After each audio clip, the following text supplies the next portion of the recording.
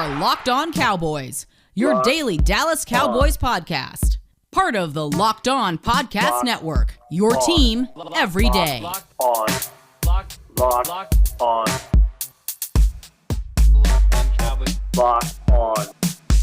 Cowboys. Welcome back to the Locked On Cowboys podcast, part of the Locked On Podcast Network. Thank you for tuning in. I am your host, Marcus Mosher. You can follow me on Twitter at Marcus_Mosher.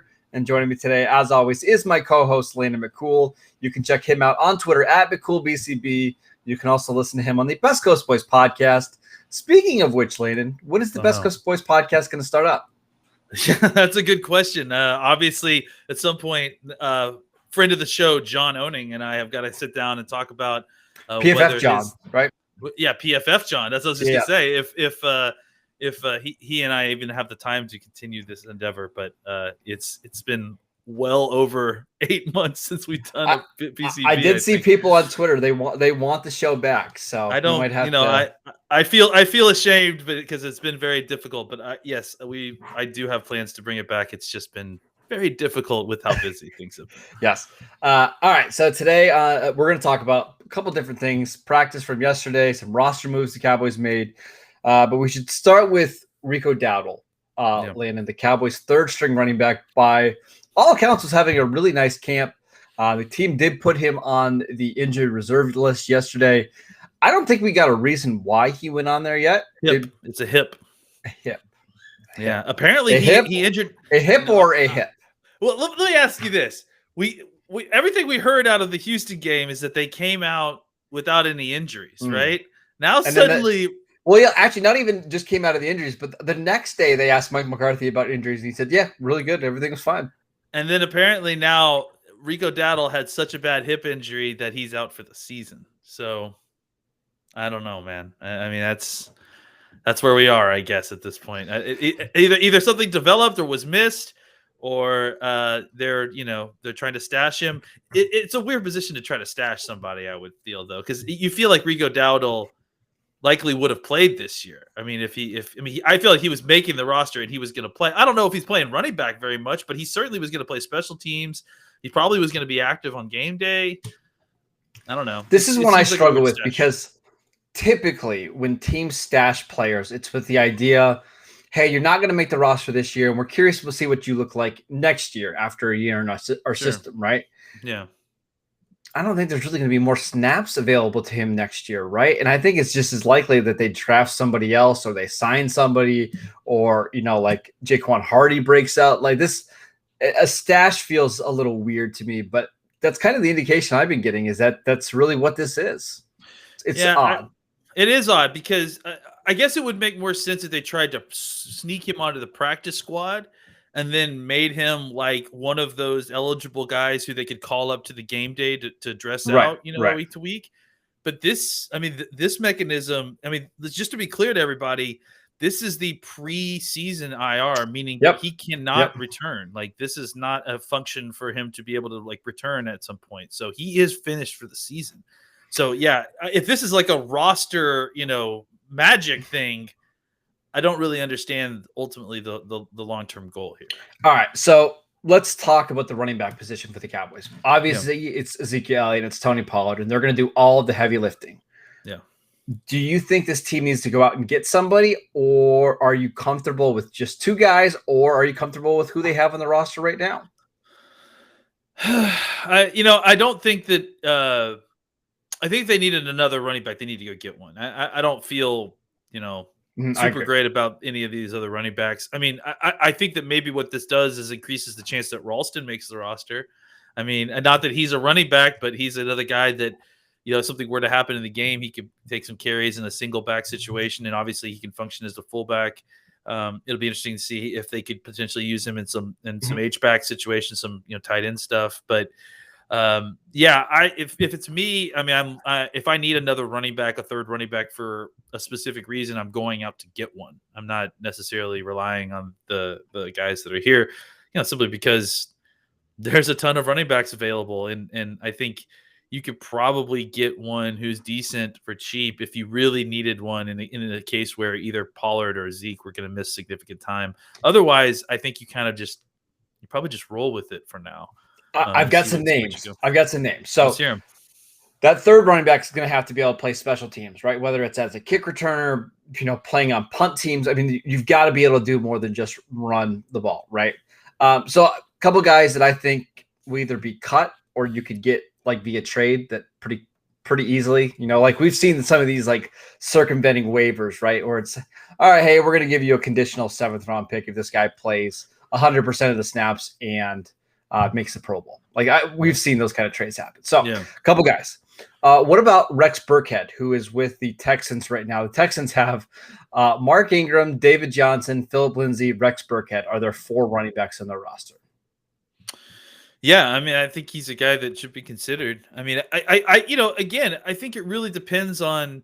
You're going to give me this list, and we could talk about whether they're eligible and the kind of aspect, the kind of way that they might make the roster. But I think really fundamentally, we needed, without knowing like what their actual plan is, like, do they want to carry a third running back into the season, or are they going to try to wait until there's an injury and then just try to make it through a game? I think Rex Burkhead is a guy that if they're trying to find an established guy who also, like you said, can give them good special teams, if they're trying to find a guy like right away to get a third running back for the season, I think Rex Burkhead is a name that we should definitely keep. All right. How about one that is a running back, fullback, H-back, and a special teams guy? What about Jalen Samuels of the Steelers?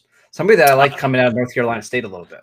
Yeah, I like Jalen Samuels' skill set for sure, and I definitely pegged him as a fullback type coming out, an H-back type.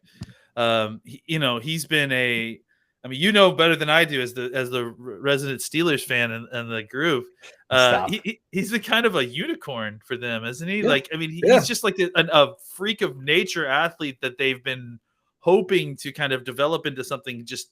Never quite did develop into a starting level running back, right? I mean, that's the problem is that there's too many times they wanted him to be the full-time guy or the third down back, and that's just not really what he is. He's just a really good third guy. I mean, not all that dissimilar to Rod Smith, who we had a few years ago, who we bring up way too often on this podcast.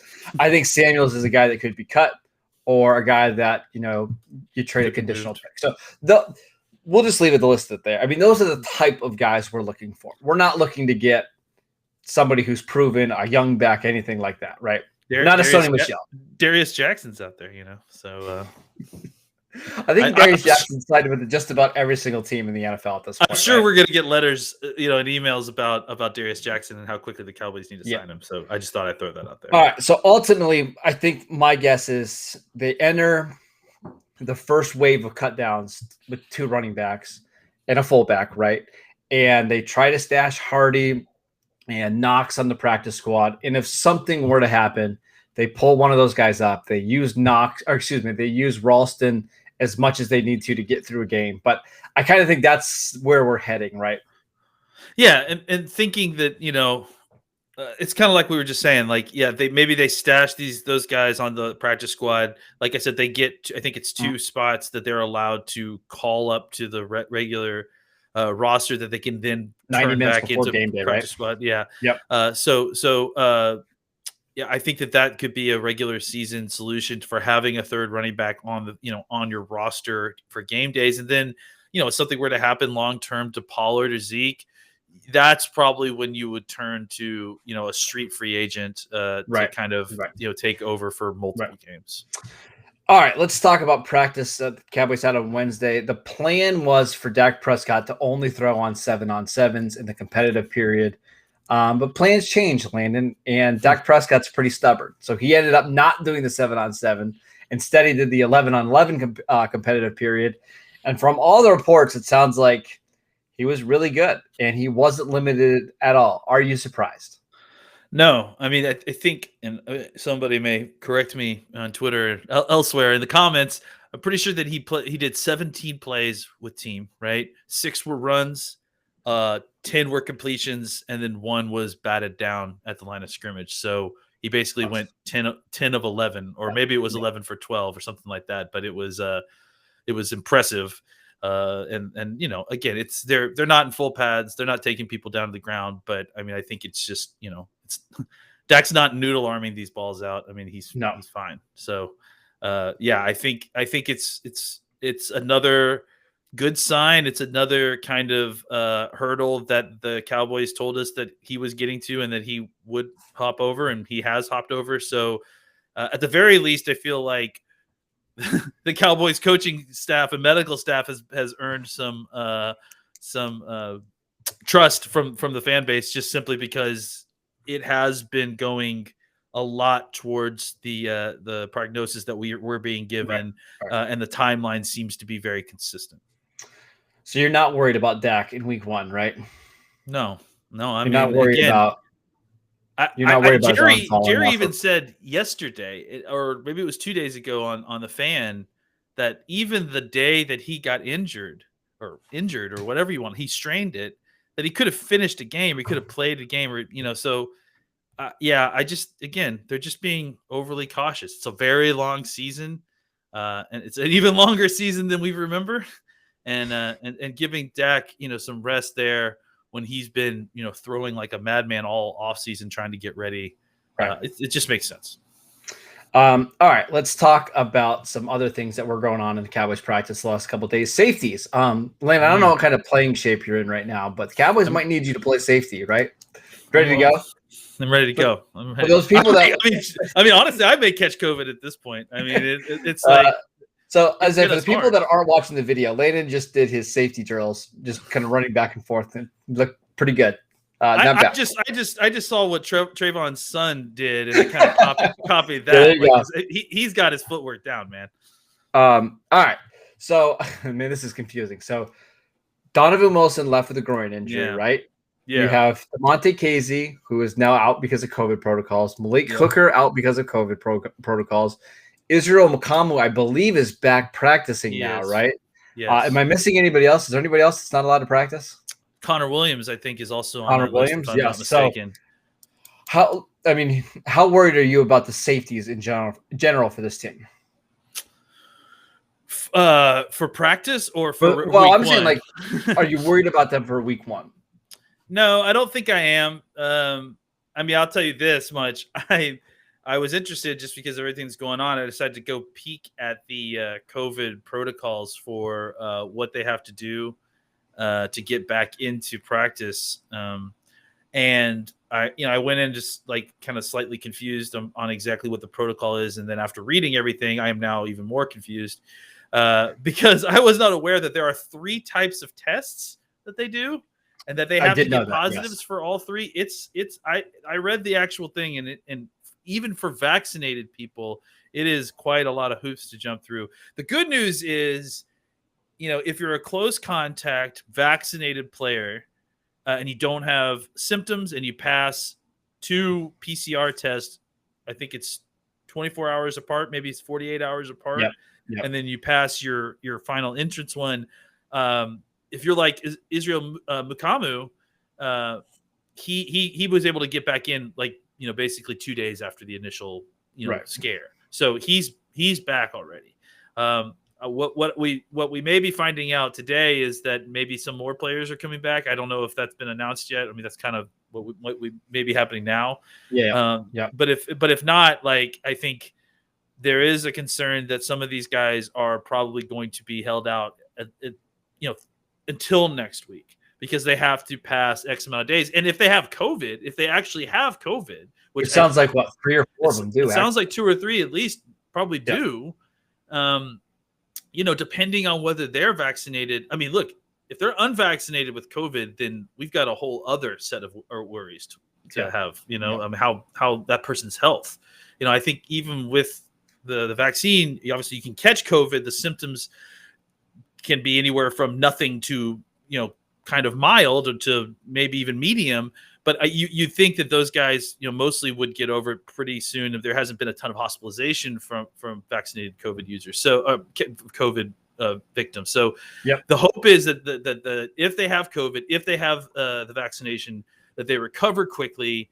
And then they have to just kind of, in order to re-enter the facility, they have to pass a series of tests that include, like, PCR, something called the BRL, something that's called a MESA test, and they have to pass like certain tests X amount of time apart to prove that it's not like a false positive and that sort of thing. This is probably way more than anybody wanted to know about a COVID test. This is way more than I wanted to ever know about COVID tests. So I'm just throwing this out there. But just to kind of give everyone an idea of what to expect without knowing the status of these users, without knowing whether they're vaccinated, without knowing whether they actually have COVID or not, it's kind of difficult to kind of guess where they are. But yeah, I mean, if things are the worst case scenario where they are unvaccinated and they have COVID, those situations I am concerned about whether or not they're going to make it back for week one. And, you know, beyond that, just like what the results are of what happens to their body through having COVID.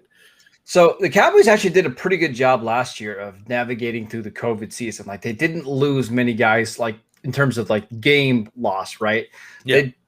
But it seems like we've already got, you know, more COVID cases now than we did last year. Is that because of the new testing policies? Is that because the players aren't wearing masks because they are vaccinated? What do you think is going on there?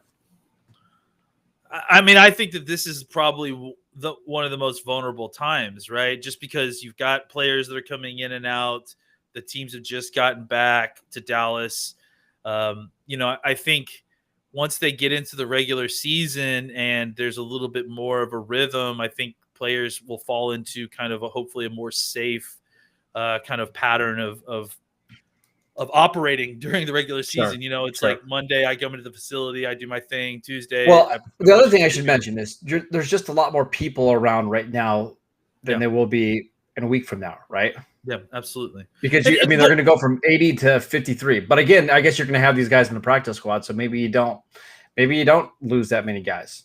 And let's remember, like, what we're talking about. I mean, COVID is one of the things that's really difficult about it is the fact that, you know, it's asymptomatic for periods of time. So it's sometimes, even when you're testing as rigorously as these guys are, sometimes it's tough, and it spreads so fast that, you know, once it's in, like, you know, usually 3 or 4 guys are probably going to get a strike or something, or at least a high, what do they call it? A high risk transmission. Well, I mean, there's like a level of exposure that, you know, if you were near someone who has tested positive or has gotten a positive test, that you're at high risk. So they isolate you for that as well, just, you know, for precaution reasons. So those are the guys, the precaution guys who don't actually have it. Those guys come back pretty quickly. But the point being is that, you know, one COVID positive is not like an isolated event, right? It's like you're likely, I mean, if one person in your team actually gets a positive COVID test, it's high likelihood that at least 3 or 4 other people that have been in some kind of contact with them are going to get at least some kind of temporary, stay at home order, just simply, if only to quarantine for a little while, but if, you know, obviously longer if they actually have caught COVID.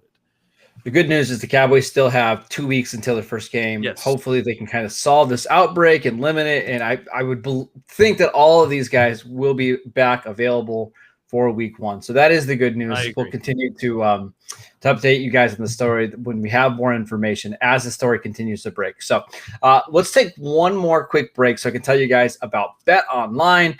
It is that time of year again, and all eyes are now turning to football as teams are back on the gridiron to start the football season. As always, BetOnline is your #1 spot for all the pro and college football action this season.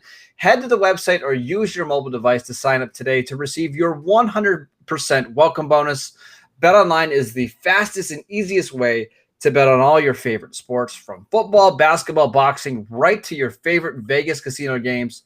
Don't wait and take advantage of all the great offers available for this season. BetOnline, your online sportsbook experts. All right, Landon, we're just going to close out the show, just kind of talking briefly about some of the expectations around the league for this Cowboys team. So currently at BetOnline, the Cowboys are a pretty big favorite to win this division. But I don't think everybody sees it that way. I think a lot of people think Washington has a really good chance to win this division. Sure. I actually know, according to one of the odds makers at ESPN, the Giants are one of the most popular bets to win the division this year. That one I don't understand. So what are your just general expectations for this Cowboy team this year?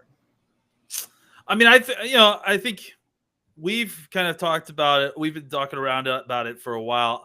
I'll just say this. I was a part of a Locked On NFC East division preview that you guys should look out for. I don't know what it's called yet, but definitely it's coming. I think it's going to be called the the NFL Ultimate Preview. It's going to be really cool. I can tell you that, but I can't tell you much more about that. All I'll say is that I had a very long conversation with our representatives for the other Locked On podcasts inside our division. And Marcus, I'm here to tell you that they don't have very much respect for our football team. I'm shocked. I know. Absolutely shocked. But I mean, when we say not a lot of respect for the Cowboys, not maybe not just winning the division, but maybe finishing last in the division, right? I don't want to give away spoilers, right? I mean, look, they don't like the Cowboys. I mean, it's fair, right? To a person, all three of them were not fans of the Cowboys. And look, and that's to be fair, we don't have that in common, but we also don't have in common that I am I'm not an Eagles or Washington football team or the Giants fan either. So fair. But yeah, I think to kind of answer your question, I mean, obviously we're fans of the team. We want to believe the team's going to do well. There's a lot of believe it or not, we are fans of the team. I know a lot of people don't believe that I actually am, but I promise we are. The way Marcus acts is actually a manifest of his fandom. It's hard to believe, but it's actually true. I mean, I think there's optimism around the team. I think that ultimately the team is being slept on by a lot of different people outside of Dallas, and I think that a lot of it is it's just funny to me, like the tenuousness of the excuses of why they don't believe in Dallas versus the tenuousness of the excuses of why their teams are going to be good. Right. It's like, all of the other teams in the division have major questions at quarterback, and the question for the Cowboys isn't talent; it's just, is Dak healthy? And if he is healthy, which seems a lot more likely than one of the other quarterbacks breaking out and all of a sudden becoming a superstar, they just have a massive advantage over everybody else. And it's not just, and to be fair to those guys too, because it certainly is not only them. I mean, I've listened to national podcasts that I'll hear them talk about how the New Orleans Saints are going to be one of the best teams in the NFC, and they've got such a great roster. They'll figure out the quarterback position, and it's just kind of like it'll get figured. The Cowboys have that figured out. And they still find kind of excuses to dismiss the Cowboys for trivial things. So I don't know. I prefer it this way, honestly. I would like it where no one has any expectations for this team, and they can write us off if they want, and then we just show up and score 45 points on them, and Dak can kind of stretch out his arm after he throws that fifth touchdown and be like, still feeling good if he needs to. It's like, I don't know.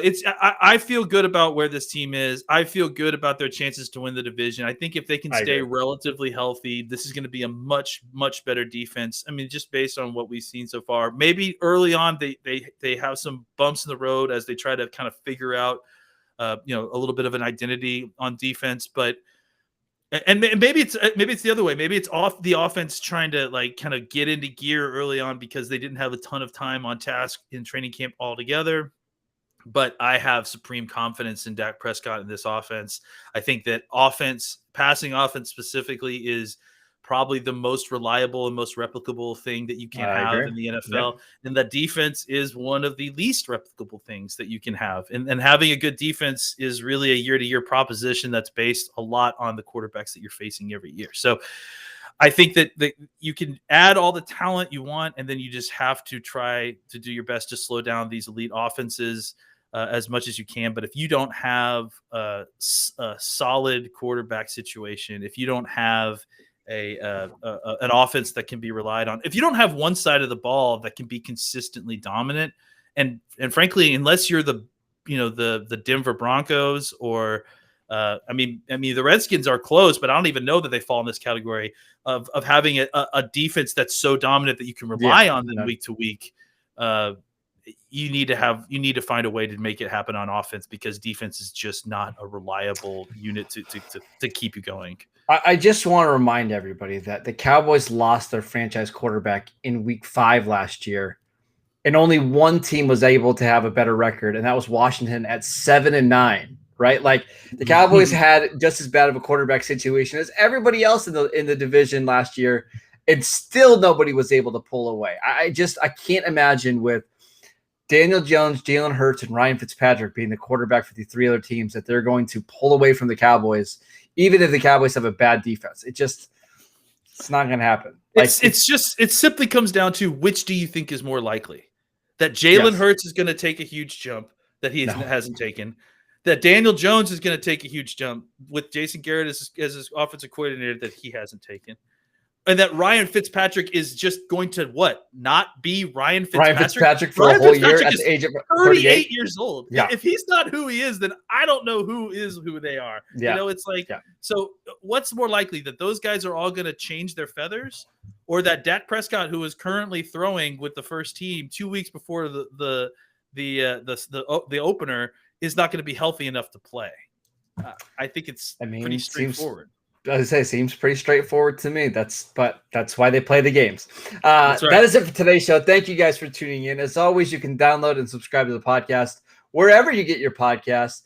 Make sure you check us out on YouTube. You can follow the show at Locked On Cowboys. You can follow Landon at McCool BCB. I'm at Marcus _Mosher. We'll see you next time.